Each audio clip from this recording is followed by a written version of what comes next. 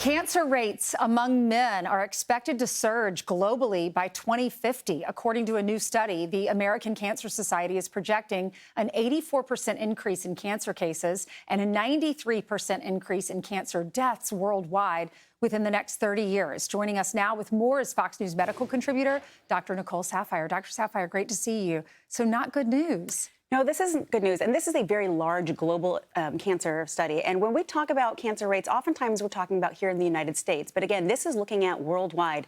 It was just released in Cancer magazine. And what they looked at is by the year 2050, you're going to have an increased risk of increased rates of cancer and also cancer death.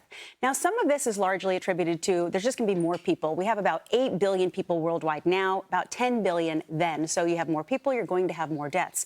But what they really showed was men over the age of 65 were really going to be at risk for more of these cancers and deaths. And so why is that?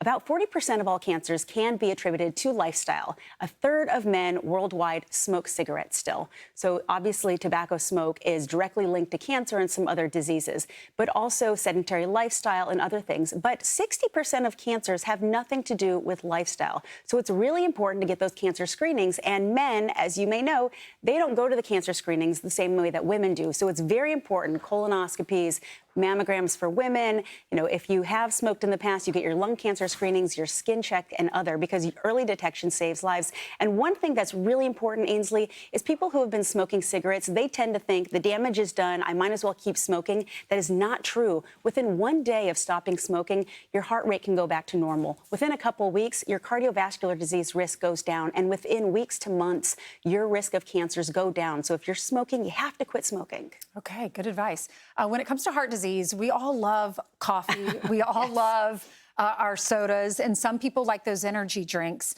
but too much of that is a bad thing, right, according to this new study? That's right. A very small study out of India. They looked at about 92 young, healthy adults, and they showed that if you're having more than 400 milligrams of caffeine a day, now 400 milligrams, that's a lot. That's one of those big venti cups from Starbucks, several of those energy drinks. They showed that with it, you can have an increased blood pressure. And we know that caffeine is a stimulant. It can increase your blood pressure. Sometimes you can feel a little bit shaky, but they're suggesting that maybe long term, if you have that much a day, you can have hypertension or chronic high blood pressure, and that comes with dementia risk and others.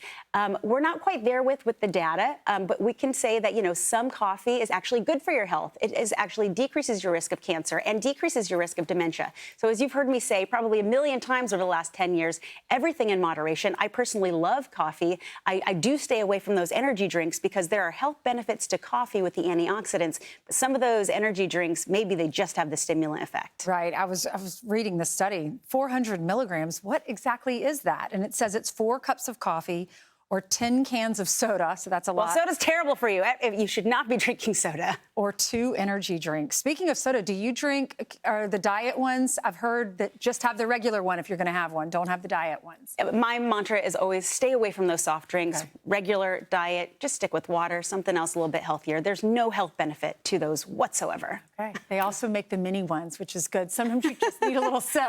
I mean, I hear you. Again, everything in moderation. Okay. Thank you so much, Dr. Saphier. Great to see you. And great job yesterday. I was watching your show.